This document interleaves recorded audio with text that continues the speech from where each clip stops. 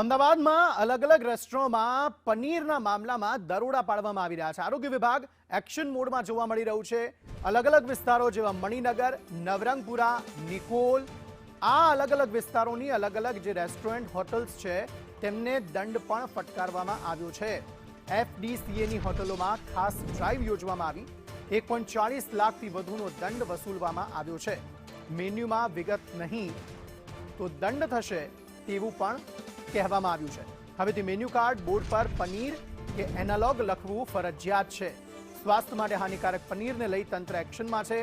એફડીસીએ દ્વારા હોટલ રેસ્ટોરન્ટમાં ખાસ ડ્રાઈવ યોજવામાં આવી રાજ્યભરની 347 પેઢીઓમાં તપાસ કરવામાં આવી છે। વેજીટેબલ ફેટ અને સ્ટાર્ચમાંથી બનેલા એનાલોગ પનીરનો પર્દાફાશ કરાયો અને આવા રેસ્ટોરન્ટને હોટલને 1,40,800 રૂપિયાનો દંડ ફટકારાયો છે।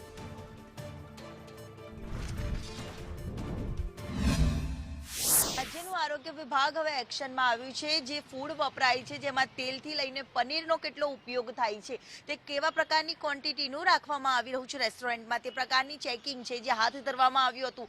અમદાવાદની વિવિધ રેસ્ટોરન્ટમાં આ તપાસ હાથ ધરતા જે રેસ્ટોરન્ટ્સો આવેલી છે તેની બહાર કોઈ પણ પ્રકારની પનીરનો ઉપયોગ થાય છે, તે કઈ માત્રાનું થાય છે, કયા લેવલનું થાય છે, તેની કોઈ પણ ડિટેલ્સ છે તે લખવામાં નથી આવી। તેવી રેસ્ટોરન્ટ્સની સામે કડક કાર્યવાહી, દંડાત્મક કાર્યવાહી આરોગ્ય વિભાગ દ્વારા કરવામાં આવી છે। જ્યારે અમદાવાદની વિવિધ રેસ્ટોરન્ટ્સ આવેલી છે ત્યાં પણ કાર્યવાહી છે તે દંડાત્મક કરવામાં આવી છે।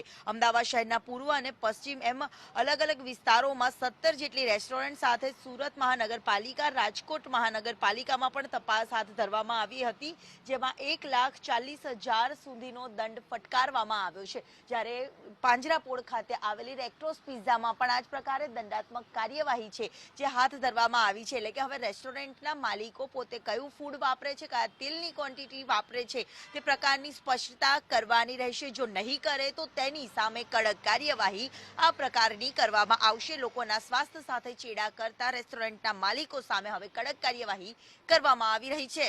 કેમેરામેન મનીષ વાણિયા સાથે દિવ્યા ચૌહાણ, સંદેશ ન્યૂઝ।